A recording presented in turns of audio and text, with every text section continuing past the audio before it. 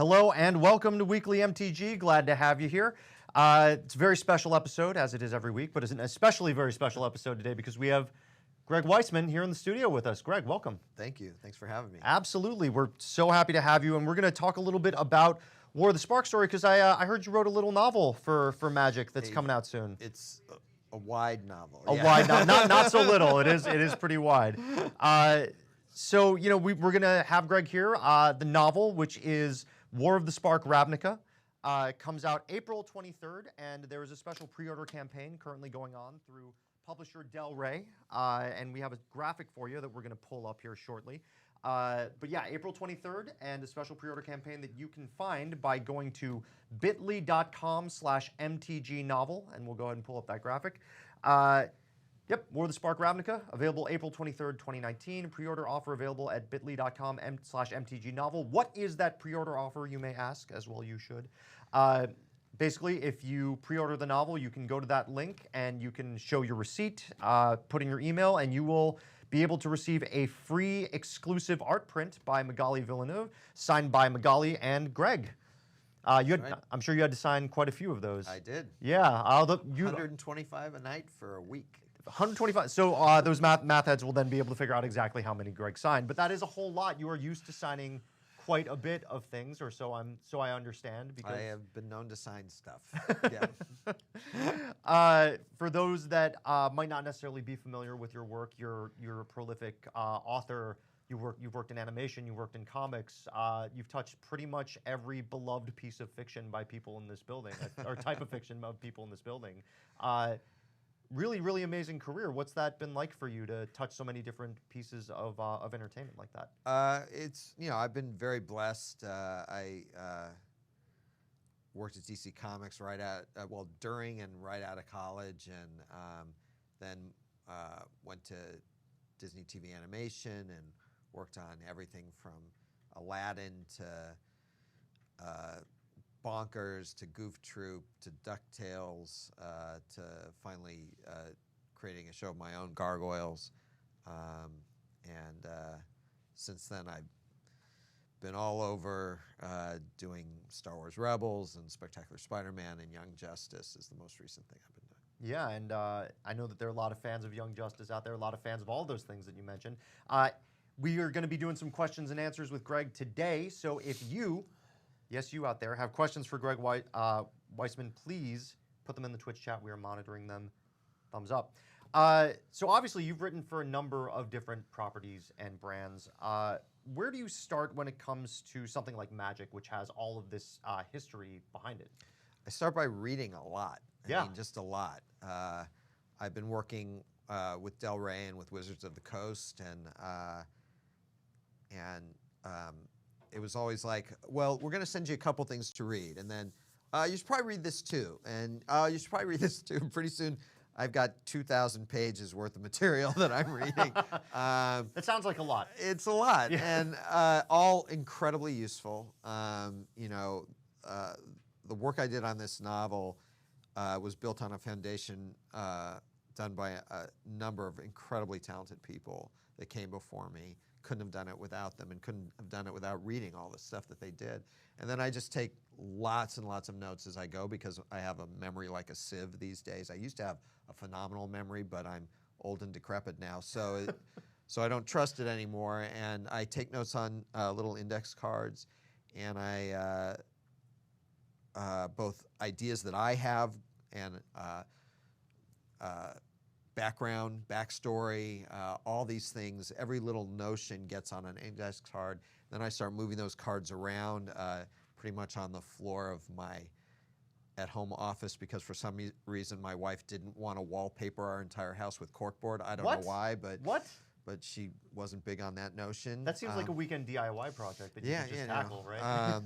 And from there, it starts to take shape, and I take all those note cards, put them in order, and then write up a document based on those note cards. And from there, it goes out to Del Rey, it goes out to Wizards, and I get feedback from everybody. And then I just started writing. So about how long did it take you to write a novel? How long does it take you to write a novel? I know that's a very, very like broad question, but about how long would you say it takes? Every novel I've written has been faster than the novel before it, and I think that's a conspiracy. That's a conspiracy? Yeah, like my people say, here's your due date, and I'll be like, geez, that sounds really tight. And they're like, we have confidence in you, we have faith in you, we believe in you. I'll be like, oh, okay, well, I'll try. And then I make the date, and then the next time they're like, okay, now here's your new due date. I'm like, that's even less than the last one. And they're like, yeah, but we believe in you, we have faith in you. One of these days, it's just going to get shorter enough that I'm not going to make that due date. But so far, I've made them each time. So, although always just by the skin of my teeth, so to speak. So it gets very tight. But I think on Ravnica, it was about 9 months total, including all the reading and all the outlining and index cards, and then writing the actual book. It was about 9 months. So I think one of the things that a lot of fans know you for is the excellent work you do with character. You do really great character work across all of your work that you've done across different media. You know, as you developed some of the characters in this novel, got to know some of the characters that were already existing in the Magic universe, was there anybody that really surprised you when you started writing them? Liliana really popped for me, I think, definitely. Her dilemma and her mindset was just fascinating to me, and she really popped. Kaya really popped for me. She also is put into a very difficult situation and has to decide which way she's going to go and whether she's going to step up or not. And then there are two characters that I more or less created. Well, one I did create called Rat, who's a new character, but and then there's a new Planeswalker, Teo, that I feel I didn't create per se, but I feel like I'm the first person who's sort of had the opportunity to bring him to life in fiction. And the relationship between Teo and Rat is very special to me, and I just love their interplay. And so those are the four that I think really pop for me the most. But the truth is, I had a great time writing Gideon. I had a great time writing Jace, Dak. You know, Bolus is terrific fun to write. Of course, yeah. I mean, this is a big book. There are 12 leads in this book. That's a lot. There are more than 100 named characters in this book, and every one of those characters has at least a moment. A lot of them have a lot more than a moment. Some of them, like I said, are leads in the book. Some of them have significant subplots. Some of them have a through line. Some of them only have a moment, but over 100 characters who are named and have moments in the book. That's a lot to juggle. That was a lot of index cards. Yeah. I think then it's probably fair to say that that I'm sure you're familiar with the old axiom, every character is somebody's favorite. Right. I'm sure that there's something for a little bit of something here for everybody that might be a fan of one of those 100 names that pop up in the book. I think so, yeah. I mean, we really worked, and I say we because I got so much help from Del Rey and from Wizard of the Coast. We really worked to be in continuity, be true to those characters, have their motivations play through from older stories into the story that we were writing now, or that I was writing now, and make it the world as real as we possibly could. Let's talk a little bit about the world. It's set on Ravnica, obviously a fan favorite plane, a plane that we really love here inside the building. We've gone back there 3 times now. Right. What appeals to you about the setting of Ravnica? I mean, how did the setting sort of help produce any cool character moments over the course of the book? It definitely did. I mean, I'm fighting a war there. So I actually don't feel like I went as deep into Ravnica as I might have liked to, because I'm dealing with a much bigger problem. I'm not dealing with the everyday concerns. The stories that Nikki has been writing that have been posted recently on the site. I adored those stories. Just thought they were phenomenal in the depth that they went into on the plane. I didn't have the page space, frankly, for that much depth on it, but what we did try to do is really get into the politics of the 10 guilds. Every one of those 10 guilds is featured in the book, some more than others without a doubt, but this isn't a case where you're seeing what's going on with 3 or 4 guilds and the other 6 get name dropped and basically they're not in it. Every one of these 10 guilds, we see what's going on in the politics of their existence and the interrelationships between these guilds. That kind of aspect of it, I did have the time and necessity to deal with. So we don't get much into the everyday life of Ravnica because this is a crisis moment. This is a war on the planet. But we do show, the victims of this war. We show the combatants. And we definitely show the politics of the guilds and how they are dealing with, are they going to be able to come together to fight Bolas? Or is Bolas going to be able to tear these guilds apart one by one or collectively?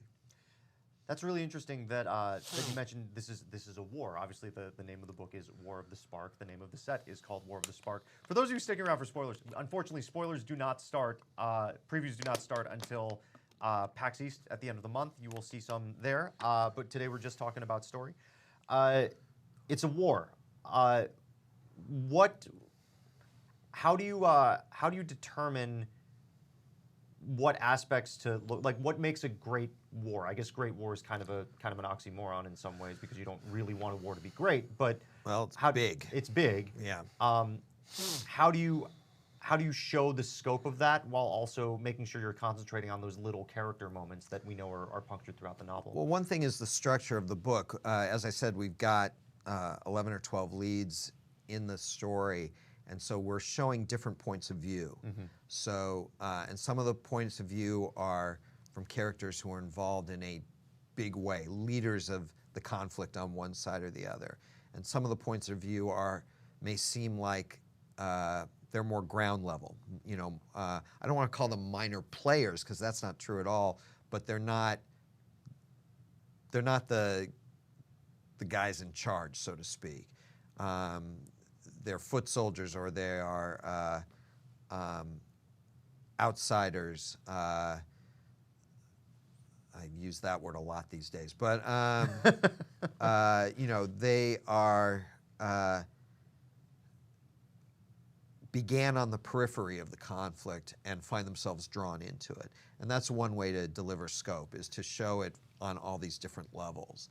And another way is just to make the stakes high, and the stakes are extremely high. I mean, this is a war. It's life and death. It's a cliche, but some will live and some will die, and there are definitely characters that do not survive this book. Oh boy. So did you hear that, everybody? Some people are not going to survive this book, which is, I'm sure, going to be very sad for some fans of some characters. I can't imagine it won't be. For people that are fans of yours and maybe not necessarily as enfranchised with the story of Magic, what do you think that people who might just be getting into the Magic story or want to start with this novel, what's something you think they should know before they pick this up? Well, I worked very hard that they didn't have to know anything. We've got character Teo, who is our point of view character in the sense that Teo is a new planeswalker. He had never heard the term planeswalker when the book begins. He didn't know he was a planeswalker when the book begins.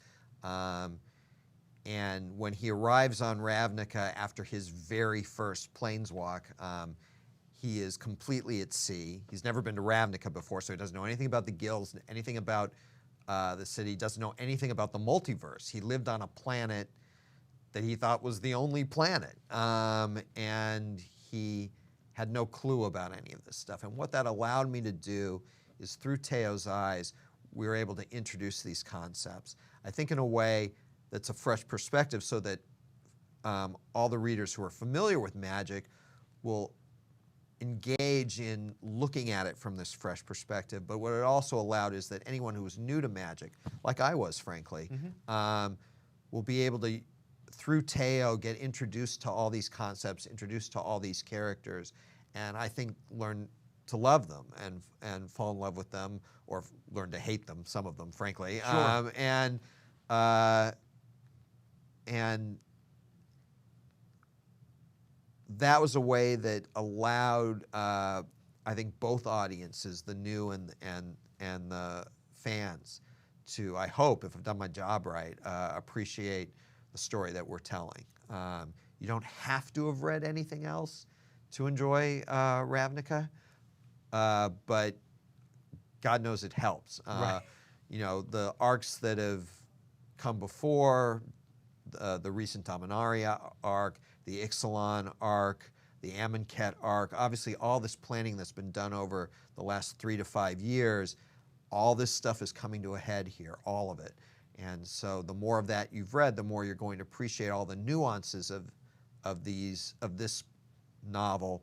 But you don't have to have read that. Anything you need to know will be spelled out for you. But obviously you'll gain a lot more if you've read these stories, and they're all available online. Available at mtgstory.com. Quick plug for our story team, mtgstory.com. Yeah, get all of them and for great free. writers. I mean, just terrific stuff. Nikki Drayden currently doing stories, day in the life of the Guilds of Ravnica, as you mentioned. We've had Martha Wells come on and do stuff. Just many, many different amazing authors that we've had writing our web fiction. So definitely please check it out so that you can be prepared when the War of the Spark Ravnica novel comes out. I want on April 23rd. April 23rd. April 23rd. April 23rd. But you can pre-order it now. And for the pre-order offer from Del Rey, please head to bit.ly/MTG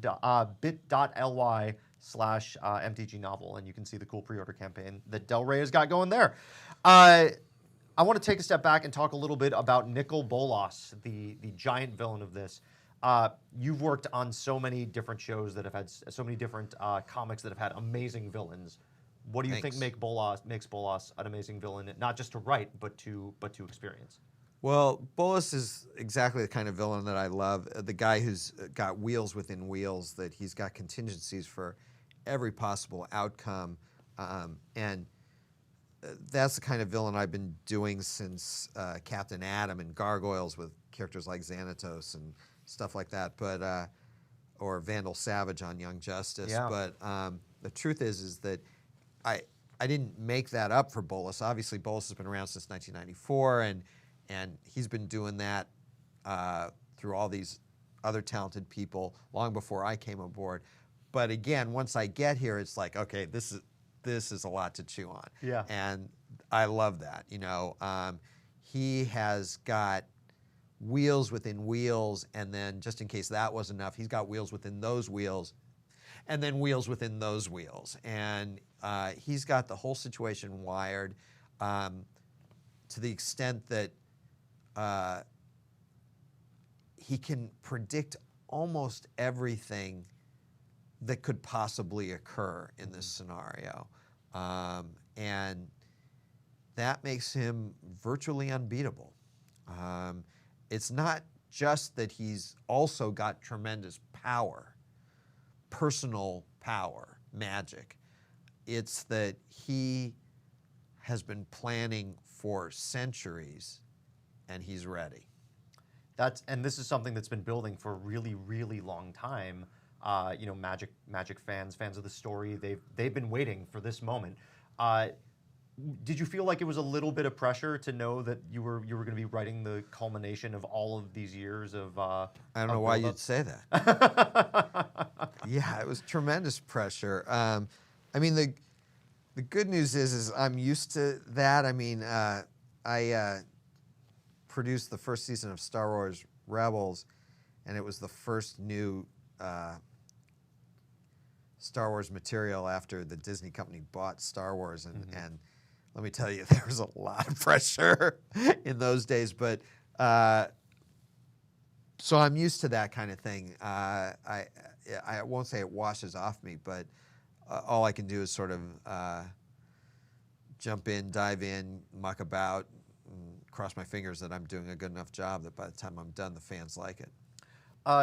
Let's take a step back really quick to process a little. You did a great job talking about your index card method, which I actually think is really cool. That's a cool way to organize your thoughts where you can move them around.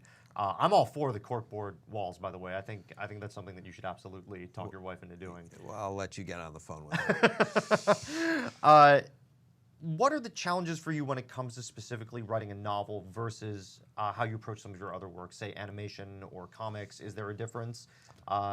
Is there a specific way you like to approach novels versus those other types of media?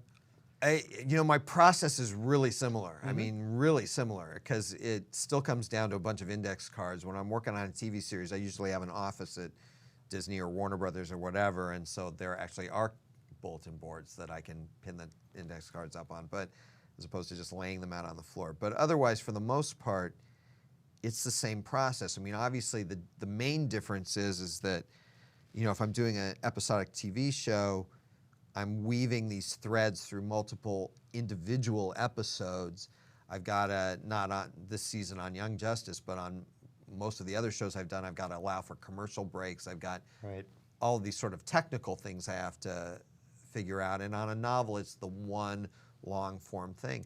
But even when I'm writing that, I may get an idea that doesn't fit in this novel. So I ran a note card and thrown in a drawer, because you never know when something useful will come up down the road.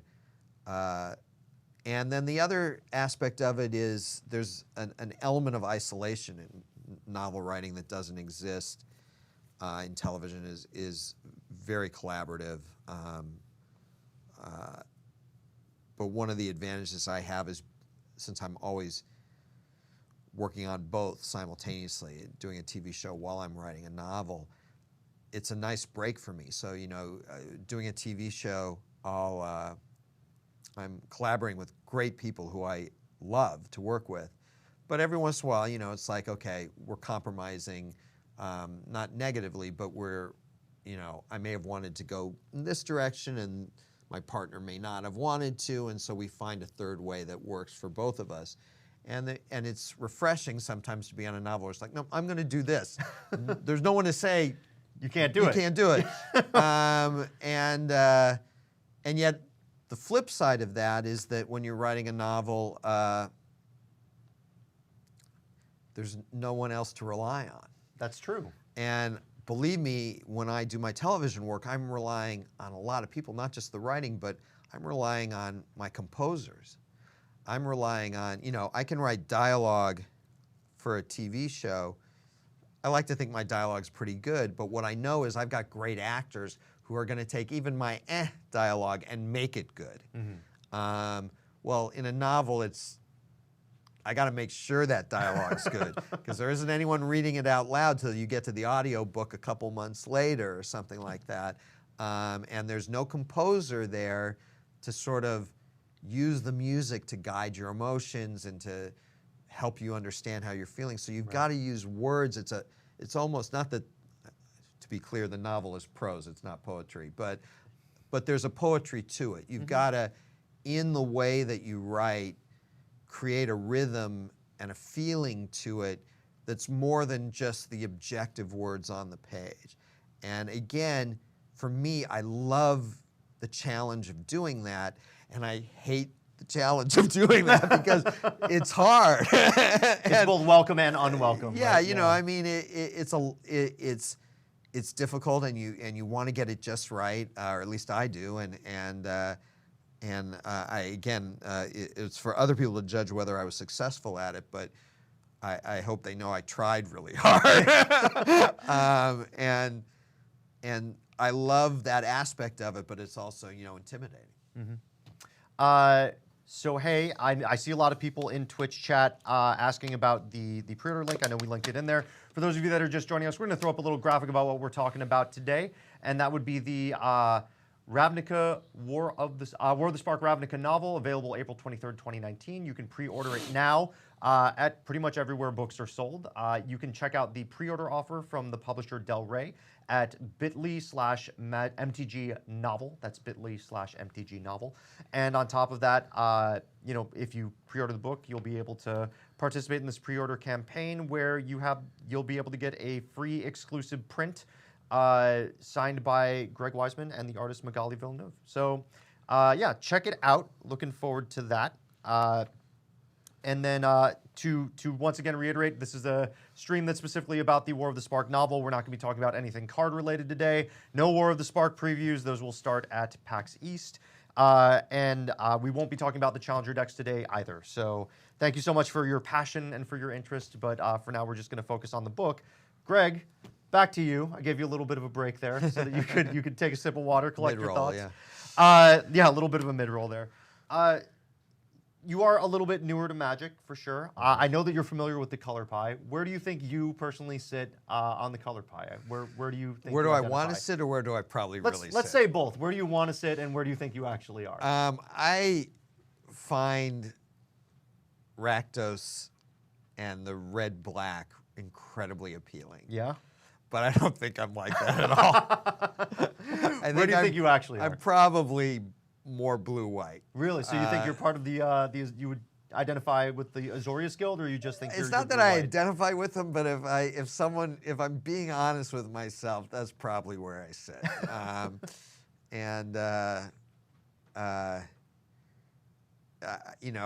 have love of efficiency, and I have I like things ordered, and I for a semi-emotional guy, I live a pretty cerebral life. Mm-hmm. So it feels pretty blue-white to me is the reality of it. But God, I want to be red. I want to be red-black. So why does Rakdos appeal to you so much then? Well, I have to say, part of it is that stories I've read with Rakdos just are always so much fun. Yeah. Really are a kick. The stories that Nikki did, other stories I can't talk about yet,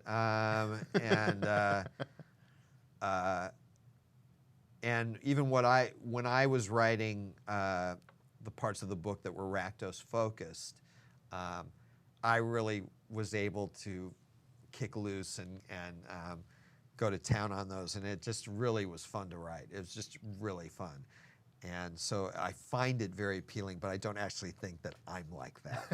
Not really. Speaking of that sort of being able to let loose and have a lot of fun writing, was there a character that you can talk about? Obviously, we want to stay clear of spoilers for people that are interested in picking up the book and reading it, but was there a character that was like that for you, similar to how you felt writing Rakdos? Probably the most fun character for me to write in this book was Rat. Mm-hmm. And I know that means nothing to your audience because they haven't read the book yet. Doesn't mean anything yet. I hope that they really like the character by the time they have read the book. Rat really broke out for me, and I kind of fell in love with her, and she seemed like she was a lot of fun to write. But really, I had a great time in different ways writing Vraska, writing. I had fun writing Dovin Ban. He's so arrogant, and yet his arrogance comes out of this basic level of competence and efficiency. I think the reason I enjoyed writing Dovin Ban is because, if I'm being honest, and I'm not proud of this, I think I'm more like Dovin Ban than I am like any other character in the book. But which, again, I'm not saying is a good thing. I'm just saying it's probably true. And Bolus, of course. I mean, he's so much to sink your teeth into there. But I enjoyed writing Gideon, was a lot of fun, and Jace was fun. Lavinia, I really liked writing. She's so straight and solid and stuff. The characters are just so well defined, and again, I don't want to take credit for that. These characters were handed to me as living, breathing creations by the time I got to it, the exception of Rat and Teo. but there isn't one that I didn't, enjoy sinking my teeth into. So for those of you that are just joining us, Rat is a new character that you created specifically for the novel, and Teo is one of the main characters of the book, a new Planeswalker that people will be getting to meet for the first time. So that's really cool. Let's talk about some other aspects of the novel. So I've gotten some questions in here. Is there an audiobook? Yes, there will be an audiobook. I believe it is available for pre-order right now. It is available for pre-order right now. I've gotten confirmation about that. There is an audiobook. Let's see if there are any other good questions from Twitch chat.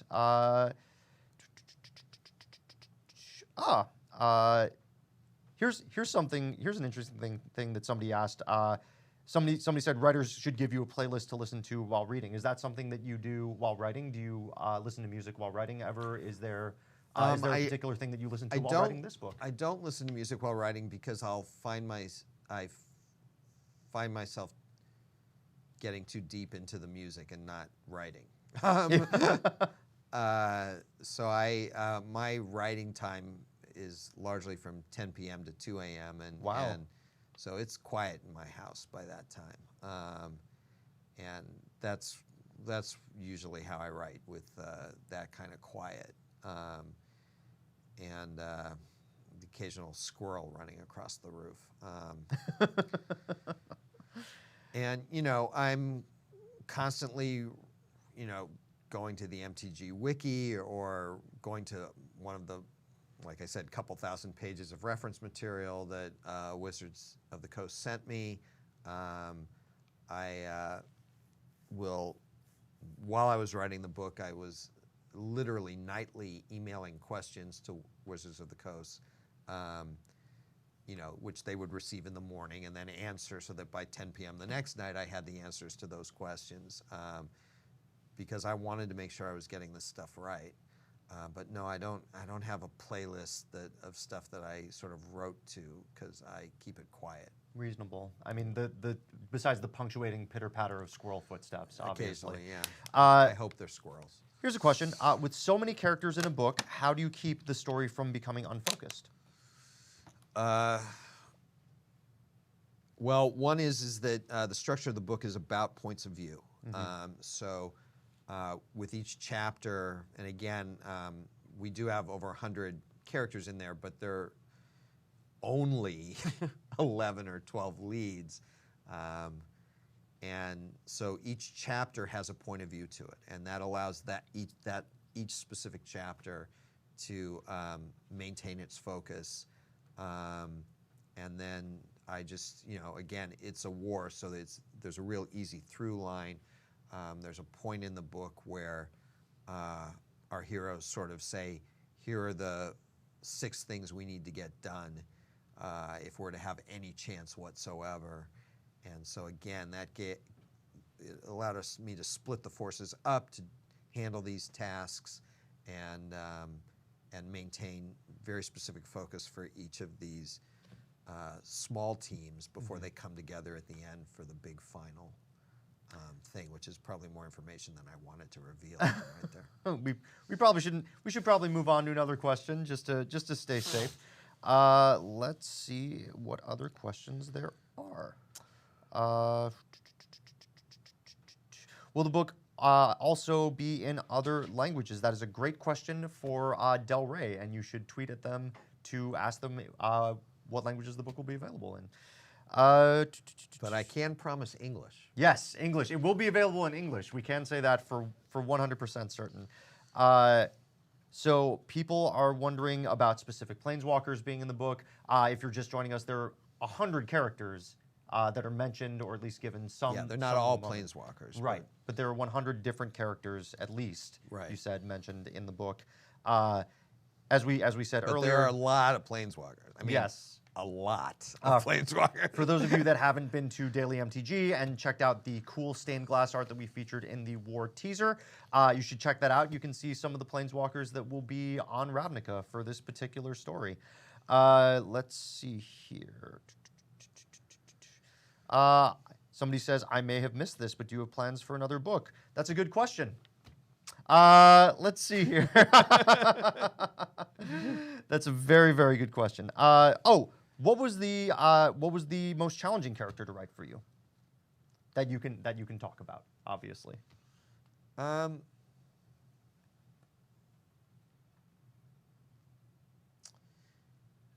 Yeah, everyone I'm thinking of bringing up, I'm not sure I can reveal. I'm not sure I'm allowed to reveal. Chandra was a bit of a challenge, in part because you want to hook up with the comic book series that's following it. So the one person survives is Chandra, because she's the star of the comic book series that's set after the book. So that was just a coordination challenge to make sure that where I finish up is where is in a place where the comic can pick up, and the timing of the two different projects was such that it created some challenges. I don't want to make it sound like it was hard to write her as a character. It was just a logistical issue. Right. And sometimes some of the more minor characters in the book were tough because I hadn't had the time to spend as much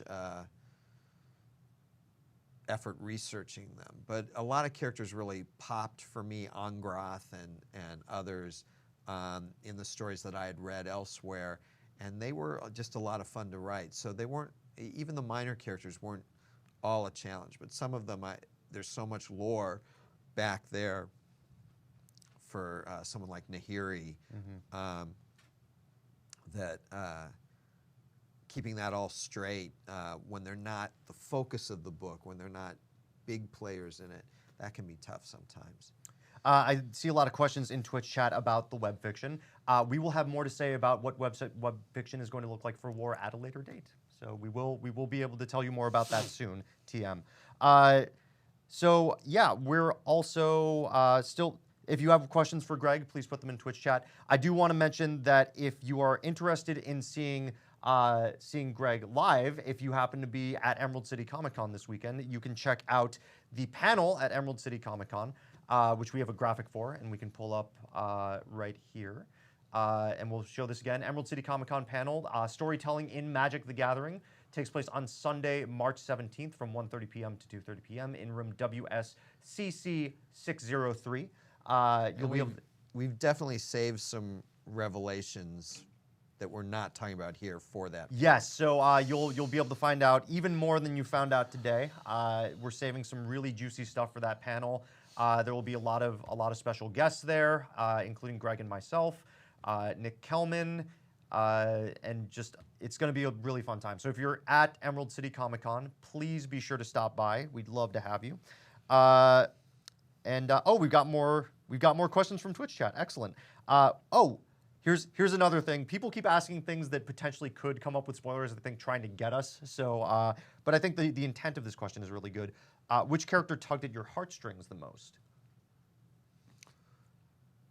There are a number of them. Liliana immediately comes to mind.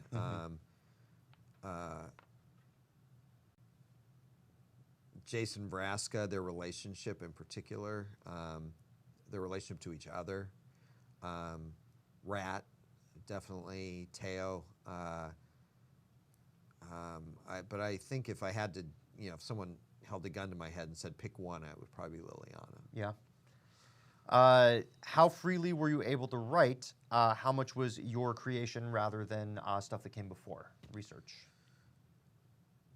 It's a big mix. I mean, the basic storyline was built to before I got there, and that I want to give full credit to the folks here at WOTC.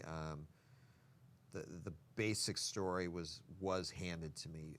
How it was executed, I was given by both Wizards and Del Rey a tremendous amount of freedom about how to execute it.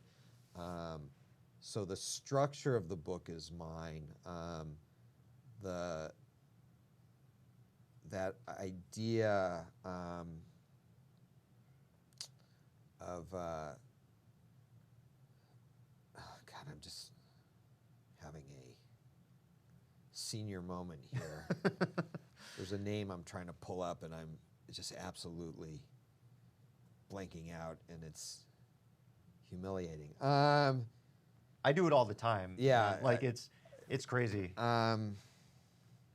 Oh my God. Well, we can Gardner Fox. Thank you. There we go. The Gardner Fox structure of the thing, and some of your audience may not know what that is, but Gardner Fox was a classic comic book writer, created the Golden Age Flash, and frankly created the Silver Age Flash as well.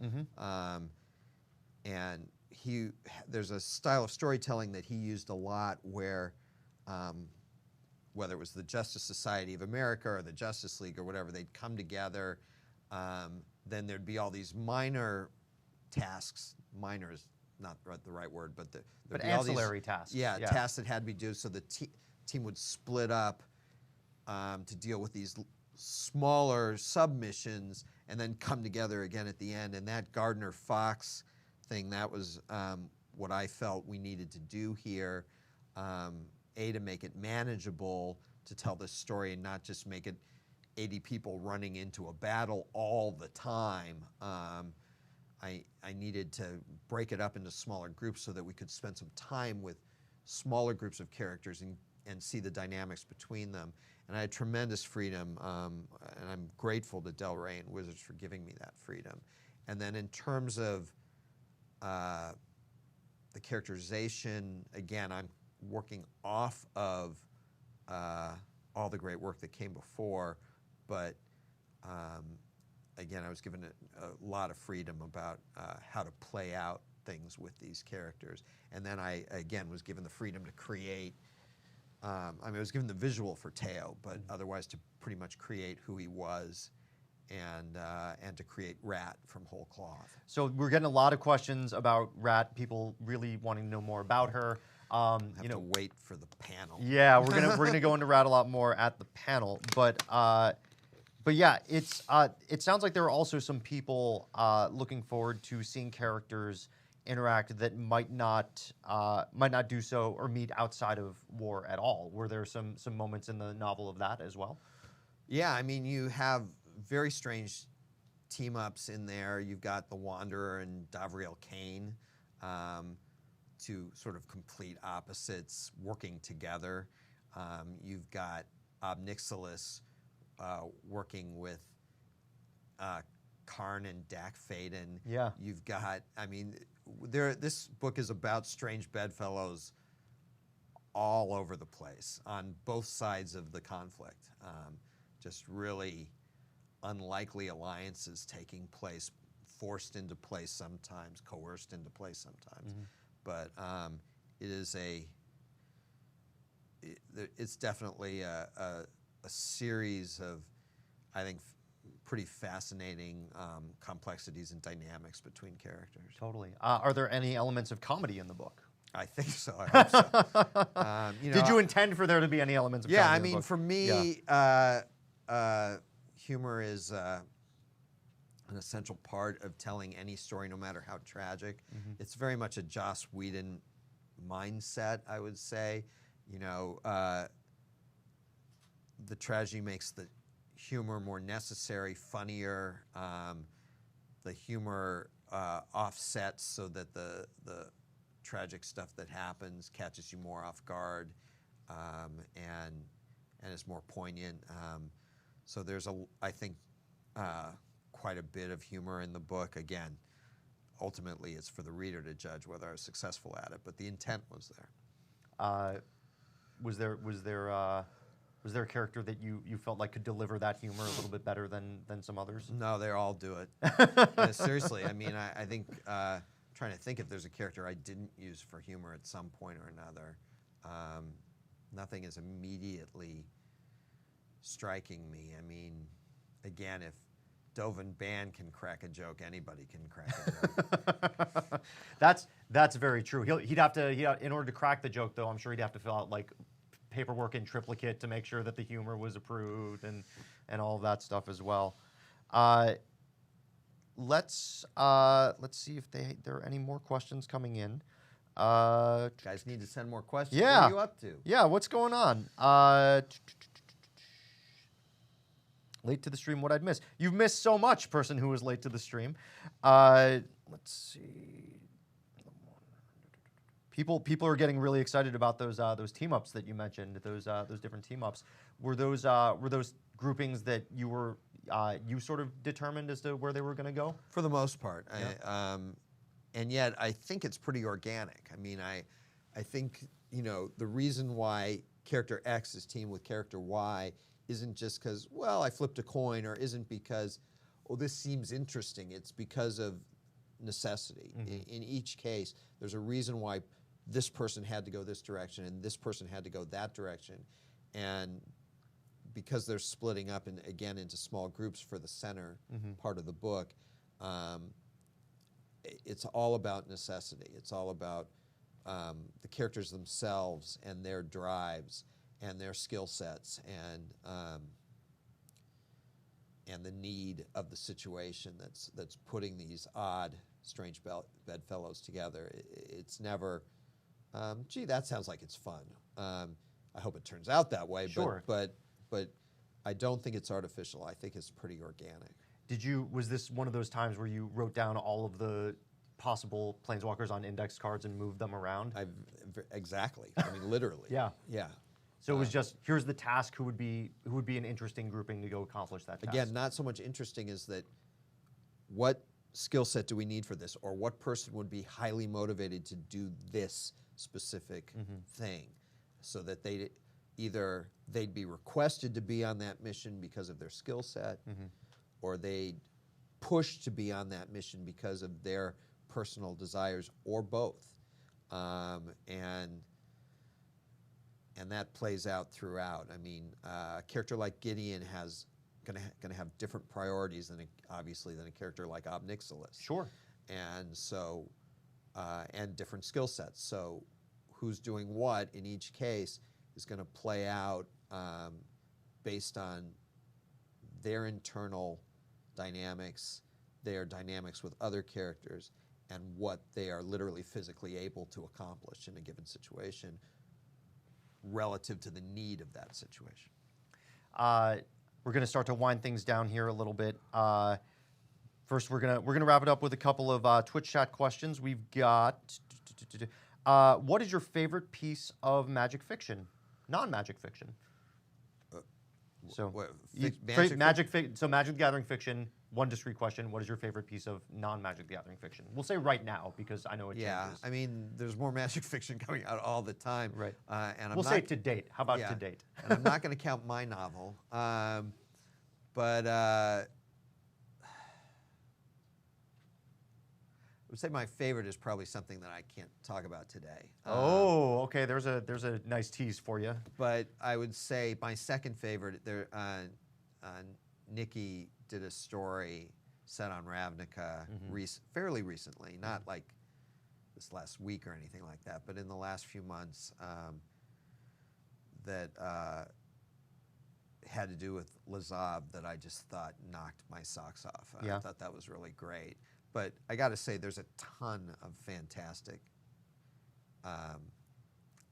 MTG fiction. And in terms of non-magic stuff, I mean, if you're asking about the stuff that I read myself, I mean, I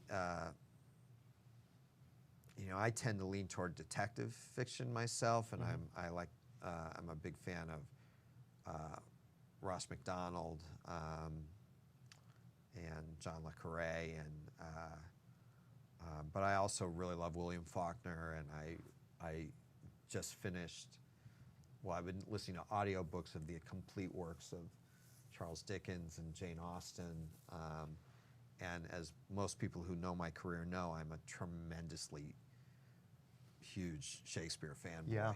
So Shakespeare is intrinsic to almost everything I do. In fact, it was really hard not to quote Shakespeare in this book because there were so many incredibly appropriate places, and I accept that Shakespeare never existed on any of these worlds, so I couldn't actually quote him, but I was feeling it.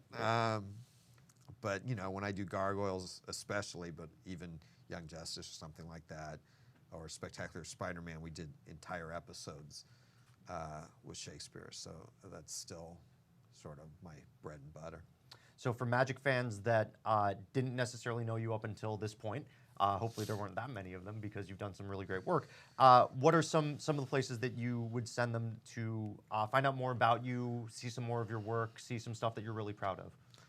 Well, I mean, the stuff that's out right now, if you subscribe to DC Universe or you can go on iTunes, we've done 3 seasons of Young Justice. The first 2.5 of those seasons are currently available. I'm really proud of that show. The Disney television show Gargoyles was sort of my first big claim to fame. I've also written 2 original novels called Reign of the Ghosts and Spirits of Ash and Foam that I'm extremely proud of. And we also did a radio play version of Reign of the Ghosts with a cast of 20 that includes Marina Sirtis, Brent Spiner, Edward Asner, and a number of great animation talents, full musical score, sound effects. It's basically a 4-hour movie in your head when you listen to it. And you can get that on Amazon or Audible. And if you want to reach me, I'm available on Twitter at Greg_Weisman. And I also have a website, AskGregWeisman.com, where I've been answering questions for about 23 years. Wow. And it's got a searchable archive, so 90% of the questions you could even think to ask have been asked already, and you can search for the answer. But if you can't find the answer to your question, you can ask it on the site. I'm about a year behind because I was writing this little book. Yeah, you've been a little busy. But I do eventually get to all the questions, and there's some guidelines about what kind of questions you can ask. But for the most part, I get to all those questions at AskGregWeisman.com. So one last question. Favorite Shakespeare play, favorite Shakespeare quote, maybe? I think my favorite Shakespeare play, although there are a ton of them that I love dearly, is probably Henry IV, Part 1. Sure. But, you know, I love Romeo and Juliet. I love King Lear. I love Macbeth so much. I love Midsummer Night's Dream. You know, I won't say the list is endless because there are only 38 canon plays, but still, there's something I at least like in literally every single one. But there are probably at least 15 or 20 that I adore.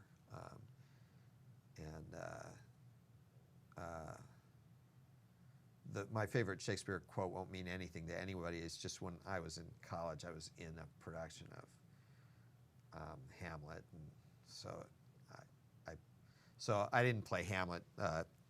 Andre Braugher, who's on Brooklyn Nine-Nine, Wow. played Hamlet. But that's the only role he played. I had 5 roles. Whoa, okay. So really, who was more important? Andre Braugher or you? Yeah. Andre was actually amazing in Hamlet as a college student. I mean, just phenomenal. And I don't know Andre. I mean, I knew him back then, but I haven't seen him since. I just think he's an amazing actor, but he was even when he was 20. Amazing. So my favorite line is 5 ducats 5, because that's what I said to him in that show.